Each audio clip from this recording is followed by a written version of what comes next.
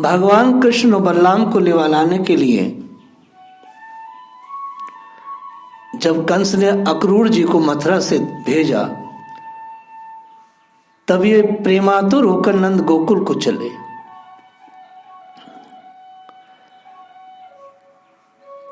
आज हम अक्रूर जी का ये दिव्य प्रसंग स्मरण कर रहे हैं।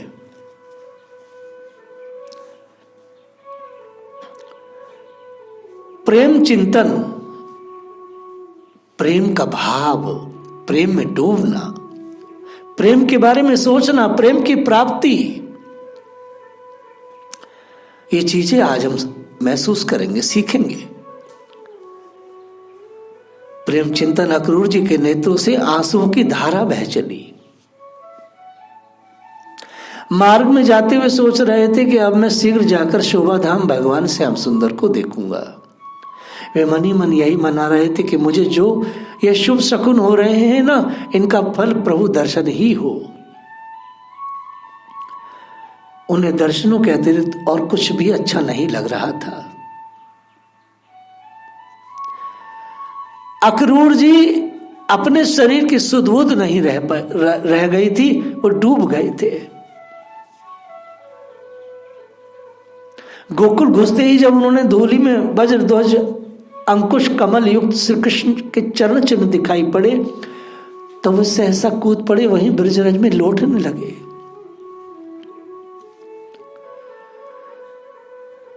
अक्रूर जी बंधन भक्ति के परम प्रवीण आचार्य हैं। बंधन भक्ति, बंधन भक्ति सिद्ध की है श्री अक्रूर जी ने। हृदय में बिल्कुल नई प्रेममयी एक अभिलाषा प्रकट हुई। श्री सुखदेव जी ने भागवत में उस उत्कंठा का बहुत सुंदर सजीव वर्णन किया है, जो भक्तों के जीवन में भक्ति रूपी प्राणों के लिए संजीवनी बूटी है कि पूरा दिन कैसे काटा जाए, भक्ति में दिन कैसे कटे, भक्ति में दिन कैसे गुजरे, भक्ति में रात कैसे गुजरे। यह अक्रूर जी की बंधन भक्ति से सीखना चाहिए। राजा कंस की आज्ञा हुई है, कल श्री कृष्ण बलराम को लेके आओ। बस काम बन गया। श्री कृष्ण बलराम को लेके आना है, श्री कृष्ण बलराम का दर्शन करना है, श्री कृष्ण बलराम को सेवा करना है उनकी। अक्रूर जी ने अपने उस दिन के जो उन्होंने दिन गुजारा, सुबह से शाम तक का, आचार्य सुखदेव कहते हैं यह भक्तों की अभिलाषा होनी चाहिए। ऐसी प्रेममयी जिंदगी गुजारनी चाहिए प्रतिदिन, हर रोज। ऐसी उत्कंठा होनी चाहिए भगवान से मिलने की। बलराम और श्री कृष्ण दोनों बड़े भाई बड़े प्रेम से अक्रूर जी से छाती लगाकर मिले हैं। अक्रूर जी ने मार्ग में जितने मनोरथ किए थे वह सभी पूर्ण हो गए हैं। प्रभु के रूप माधुरी से उनके नेत्र आनंद से खिल उठे हैं। अक्रूर जी ने अपने हृदय को प्रेमा आनंद करके, प्रेमार्ध करके प्रभु में लीन कर लिया है अपने हृदय को। ऐसे अक्रूर जी की थोड़ी सी रसीली कथा का आज थोड़ा सा बढ़ चढ़ करके स्मरण करना है।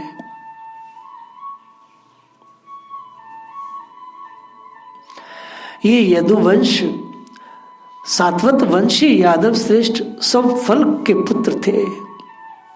इनकी माता का नाम गंधनी था, इनका दूसरा नाम दानपति भी था। कुल कुटुंब के नाते यह श्री कृष्ण के चाचा वासुदेव जी के छोटे भाई लगते हैं। ये नवदा भक्ति के, बंधन भक्ति के परम आदर्श आचार्य हैं। जो बंधन भक्ति है ना, ये उसके आचार्य हैं।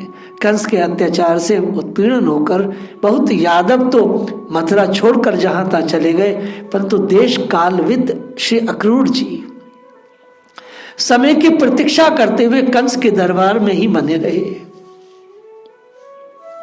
श्री अक्रूर जी को पता था परमात्मा श्री कृष्ण इस वंश में जन्मेंगे और यहां आएंगे, सो मुझे यहां से जाना नहीं है। जैसे कंस के दरबार में तो अक्रूर जी बने रहे, भगवान की प्रतीक्षा करते रहे, वैसे ही जैसे रावण के लंका में भक्तराज विभीषण बने रहे। रावण की लंका में विभीषण जी भजन करते रहे, वैसे ही कंस की नगरी में श्री अक्रूर जी परमात्मा की प्रतीक्षा करते रहे। अपना छुप करके उन्होंने भजन बनाया। हर रोज हर रात वह बंधन में रहते, भगवान को मानसिक वंदन करते, लगातार भगवान में डूबे रहते श्री अक्रूर जी। श्री अक्रूर जी ने अपनी जिंदगी की रहनी को भक्तों के सामने रखा है। इसलिए सुखदेव जी ने कहा है कि बड़ा रसीला जीवन है उनका। ऐसे भक्तों के जीवन में भक्ति रूपी प्राणों की संजीवनी बूटी है अक्रूर जी का जीवन, कि किस तरह से अपनी भक्ति को छुपा करके रखना है। अगर आप प्रतिकूल लोगों में रह रहे हैं, विषम लोगों में रह रहे हैं, तो किस तरह से आपको अपनी भक्ति को छुपा करके रखना है, यह श्री अक्रूर जी से सीखना चाहिए। अक्रूर जी वहीं कंस की नगरी में कंस की राज्यसभा में रहे और लेकिन श्री कृष्ण भक्त बन करके रहे। राज आज्ञा में जो भी सेवा मिलती वो करते। आज राज आज्ञा हुई है श्री कृष्ण बलराम को लाना है तो फूले नहीं समाये। कंस हर रोज का अलग अलग आज्ञा देता है, लेकिन आज डायरेक्ट भगवान की सेवा की आज्ञा मिली है कंस के द्वारा। आचार्य सुखदेव जी कहते हैं कभी कभी बुरे लोगों के मुख से भी बड़ी बड़ी ऊंची और अच्छी बातें निकल जाती है। भगवान का प्रादुर्भाव जानकर भी भगवत दर्शन की प्रबल लालसा होने पर कंस के भय से मन मार कर रह जाते थे, वो जाते नहीं थे नंदालय। जब कंस के भेजे हुए बहुत से दुष्ट दैत्य मार डाले गए और नारद जी के द्वारा कंस को यह निश्चय हो गया कि नंद यशोदा नंदन भगवान श्री कृष्ण उनके पुत्र न होकर वस्तु तस्तु वासुदेव देवकी के पुत्र हैं। रोहिणी पुत्र बलराम भी वसुदेव नंदन ही है और इन्हीं के हाथों हमारी मृत्यु है। तब उसने श्री कृष्ण बलराम को छल से मार डालने का निश्चय किया। अगर तात्विक दृष्टि से देखा जाए तो कंस से बड़ा मूर्ख कोई था ही नहीं। जरा विचार करो, जिस आदमी को ये पता चल जाए कि वो व्यक्ति हमें मार डालेगा, आकाशवाणी हुई है, तो उस व्यक्ति से वो अपने को हमेशा दूर रखेगा। लेकिन यह मूर्ख कैसा था, लगातार भगवान को अपने पास बुलाना चाहता था। आ बैल मुझे मार, पता है कि मार देगा प्रभु, लेकिन फिर बुला रहे हैं। इसको कहते माया।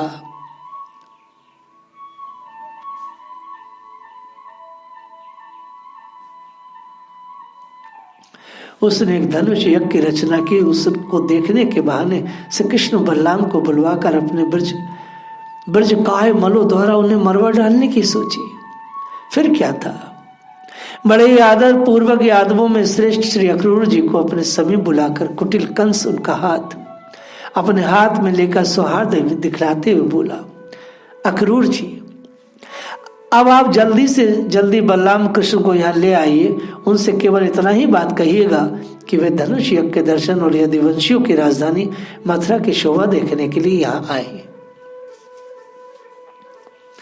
भगवान का दर्शन का योग जानकर अपने दुर्बल भाग्य को सौभाग्य में बदला जान करके श्री अक्रूर जी कंस की आज्ञा से बड़े प्रसन्न हुए। मन में जरा से ये बात नहीं थी कि भगवान को ही मार देगा। ऐसे प्रसन्न हुए कि आज मेरी देवताओं ने सुन ली, क्योंकि इनको भगवत दर्शन की प्रबल लालसा तो चिरकाल से ही थी। सब आने पर भगवान ने स्वयं संयोग बना दिया है। वस्तुतः भगवान साधन साध्य नहीं है, वह तो कृपा साध्य ही है। दूसरे दिन प्रातःकाली वे रथ पर सवार होकर नंद बाबा के गोकुल की ओर चल दिए। मार्ग में परम भाग्यवान अक्रूर जी जो विचारते जाते कि मैंने ऐसा कौन सा शुभ कर्म किया है, ऐसा कौन तप किया है, अथवा किसी सतपात्र को ऐसा कौन सा महत्वपूर्ण दान दिया है जिसके फलस्वरूप आज मैं भगवान श्री कृष्ण का दर्शन करूंगा। अवश्य ही मेरे सारे अशुभ नष्ट हो गए हैं, आज मेरा जन्म सफल हो गया है। आज मैं भगवान को उन श्री चरण कमलों में नमस्कार करूंगा जो बड़े बड़े योगी यतियों के भी केवल ध्यान के ही विषय है कि मया चरित्रम भद्रम किम तपम परम तपः। शास्त्र कहता है जब बहुत सारे शुभ कर्म इकट्ठे हो जाते हैं मनुष्य के किसी जन्म में, देखिए आपको भक्ति करने के लिए कौन रोक रहा है। यदि आपको भक्ति करने के लिए आपके माता पिता भाई बंधु पति इत्यादि रोक रहे हैं तो इसका मतलब है आपके अभी शुभ कर्म उदय नहीं हुए हैं। ये सब के सब रिलेशन जो है ये अशुभ है, इसलिए रोक रहे हैं।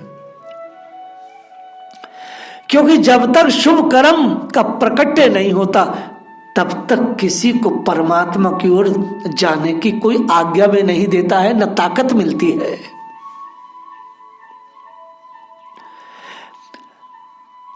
अक्रूर जी कहते कौन ऐसी तप किया है मैंने जो आज मैं कृष्ण बलराम को देखूंगा। निश्चित जिसने हजारों जन्मों तक तप किया है वो ही लाडली लाल की तरफ को बढ़ सकता है। यह यात्रा श्री कृष्ण बलराम की ओर थी, यह यात्रा ब्रज की ओर थी। ब्रज की यात्रा श्री कृष्ण बलराम की और यात्रा जो है ये लाखों जन्मों के तप का फल है। आज जो हम ब्रज में रह रहे हैं, आज जो हम श्री कृष्ण बलराम के सानिध्य को अनुभव करते उन्हें देखते हैं, ये बहुत सारे जन्मों की कृपा है, तप का फल है। श्री अक्रूर जी सोचते हैं मैंने ऐसे कौन से सतपात्र को ऐसा महत्वपूर्ण दान दिया है जिसके फलस्वरूप भगवान का दर्शन करूंगा आज।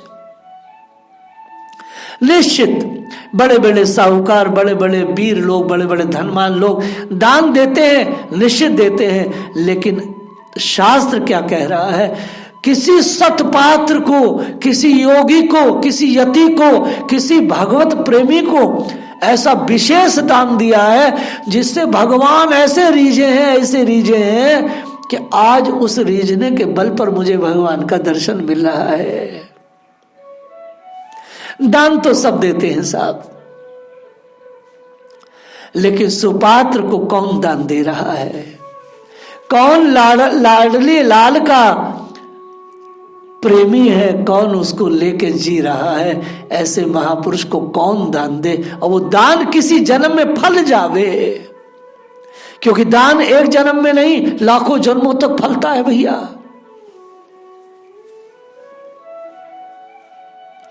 अक्रूर जी विचार करते हैं मैंने किसको, किस सतपात्र को दान दिया जिसके फलस्वरूप आज मैं लाला का दर्शन करूंगा।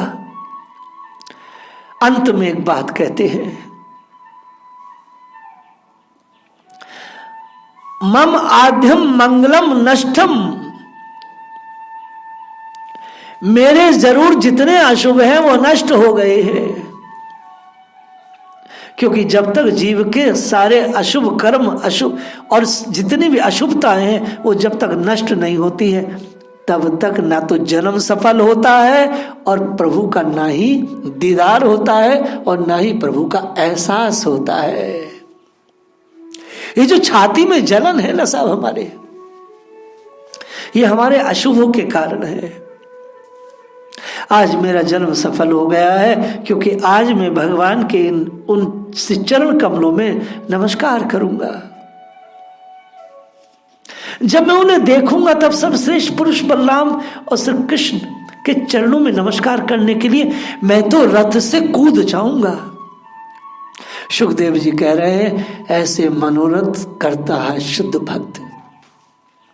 अक्रूर जी अपने मनोरथों से यह बता रहे हैं साधकों को कि दिन भर रात भर ऐसे मनोरथ करो।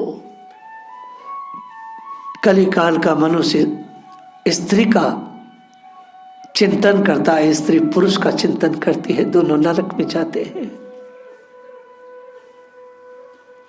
चिंतन करना है तो लाला का करना है। उन दोनों के साथ ही उनके बनवासी सखा है कि ग्वाल बाल के चरणों की भी वंदना करूंगा। वह भगवान का ही वंदना नहीं कर रहे हैं, वह ये विचार कर रहे हैं मुझे तो श्री कृष्ण के जो बनवासी सखा हैं, जो ब्रजवासी हैं, जो गमार हैं, उनके चरणों में भी लौटना है। अक्रूर जी मनोरथ कर रहे हैं, मेरे अहोभाग्य, जब मैं उनके चरण कमलों में गिर जाऊंगा तब वे अपना कर कमल मेरे सिर पर रख देंगे।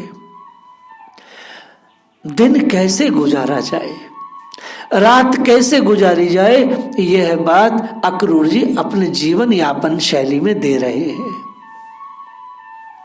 आज आज्ञा जो मिली है ब्रज प्रांत की, नंदाले की यात्रा का, जो लोग ब्रज की यात्रा पर आ रहे हैं, जो लोग ब्रज चौरासी यात्रा करते हैं, उन लोगों को अक्रूर जी अपनी जिंदगी के क्रिया से ये बता रहे हैं तुमको मनोरथ कैसा करना चाहिए।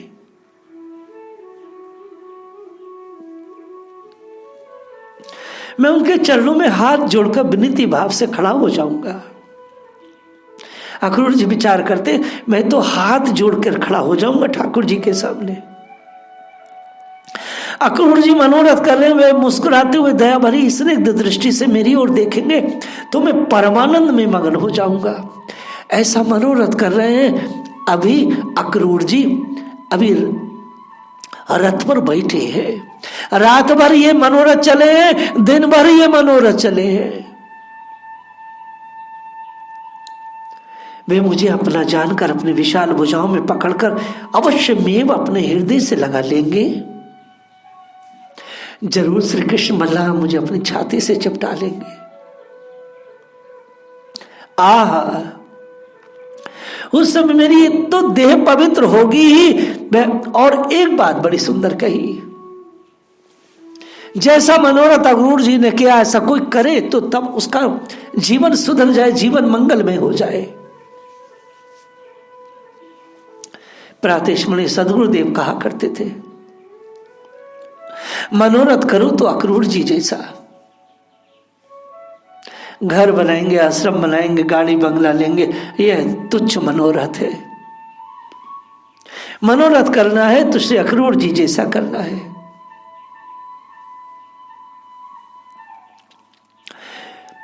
उन्होंने मनोरथ किया, जैसे ही श्री कृष्ण बलराम मुझे अपने अंक में भरेंगे।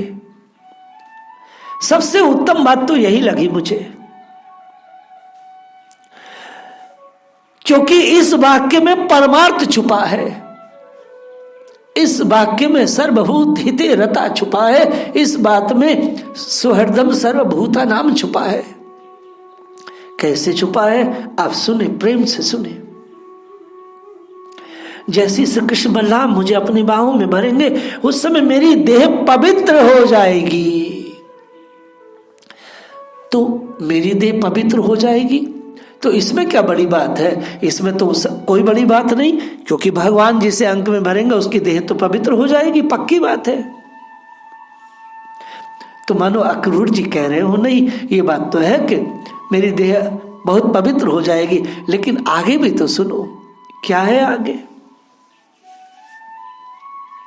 आचार्य सुखदेव कहते हैं, मनोरथ कर रहे हैं अक्रूर जी, मेरी देह पवित्र हो जाएगी जब वह मुझे अपने अंक में भरेंगे। तो इसमें कितनी क्या बड़ी बात है, बड़ी बात इससे आगे की है, पवित्र हो जाएगी और वह दूसरों को पवित्र करने वाली भी बन जाएगी।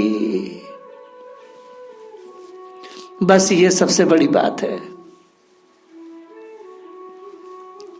अक्रूर जी कहते हैं मेरी देह पवित्र हो जाएगी, ये तो छोटी बात है, लेकिन ये दूसरों को भी पवित्र करने वाली बन जाएगी, ये बड़ी बात है।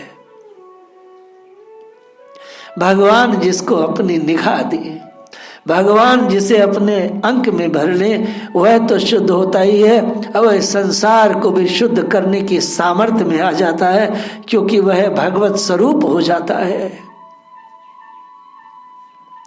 सच्चा वैष्णव कौन है? जिसको देख करके भगवान की याद आ जाए, गदगद दिल हो जाए, आंख नम हो जाए, वही तो है। उसको देख करके एकदम से पूरी चेतना रिफाइंड हो जाती है, पवित्र हो जाती है। अक्रूर जी कहते शरीर पवित्र होगा छोटी बात है, लेकिन और बड़ी बात यह है कि ये दूसरों को पवित्र करने वाला बन जाएगा। जब वे मुझे चाचा अक्रूर इस प्रकार कहकर संबोधन करेंगे तब मेरा जीवन सफल हो जाएगा।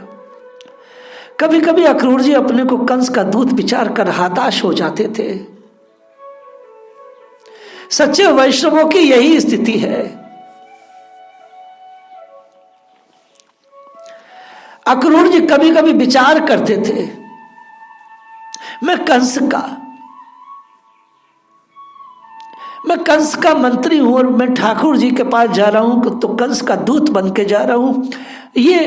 यह जो नौकरी थी, यह जो उनके पास पदवी थी, इससे कभी कभी वो बहुत बुझ जाते थे, कष्ट में आ जाते थे। मेरी नौकरी अच्छी नहीं है, मेरा रहने का स्थान अच्छा नहीं, कहीं भगवान मुझे निगाह ना दे तो। यही स्थिति भरत लाल जी की है। भरत लाल जी जब अयोध्या से चित्रकूट की ओर चले तो मन में बस यही बात होती थी।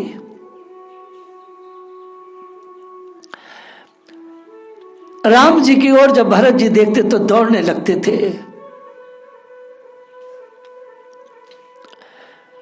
जब कैकेयी का स्मरण होता तो श्री भरत जी अयोध्या की ओर दौड़ने लगते कि अब मैं कैकेयी का पुत्र हूं, परमात्मा मुझे अपनाएंगे कि नहीं। और जैसे ही राम जी की कृपा को देखते तो स्तब्ध हो जाते, नहीं वह कृपालु है, मुझे अपनाएंगे। ये जो पदवी है, ये जो पद है, ये जो नौकरियां मिलती हैं, ये जो प्रारब्ध से हमारे को घर गृहस्थियां मिलती हैं, कई बार भक्त सोचता है मैं नीच हूं, नीच कर्म है, प्रारब्ध बड़ा नीच का है, मैंने बुरे बुरे काम किए हैं, भगवान शायद मुझे निगाह न दे पाएंगे। लेकिन भैया उनके दरबार में एकदम अलग ही बात है। यही भाव विभीषण जी का है। मन में कभी कभी विभीषण जी भी गिलानी करते कि मैं जा तो रहा हूं, यदि राम जी ने मुझे नहीं अपनाया, विचार किया कि मैं तो रावण का भाई हूं, तो क्या होगा मेरा। लेकिन जो सच्चे लोग हैं, जो सच्चाई के साथ भगवान की ओर बढ़ते हैं, वो इस बात की परवाह नहीं करते मालिक मुझे अपनाएंगे कि नहीं। वो निकल गए तो निकल गए। सच्ची श्रद्धा होती है तो मालिक मिलता ही है, अपनाता भी है और सब कुछ मंगलमय जीवन हो जाता है। अक्रूर जी जैसे मनोरथ हमें करने चाहिए। अक्रूर जी ने हमें जीवन शैली दी, किस प्रकार से अगर हम ब्रज की ओर बढ़ रहे हैं तो फिर हमें कैसे रहना है। मन में, दिमाग में, सब में चिंतन सिर्फ कृष्ण बलराम का करना है और किसी का नहीं। कोई मनोरथ लेके नहीं चलना है ब्रज की यात्रा पर। जय राधा।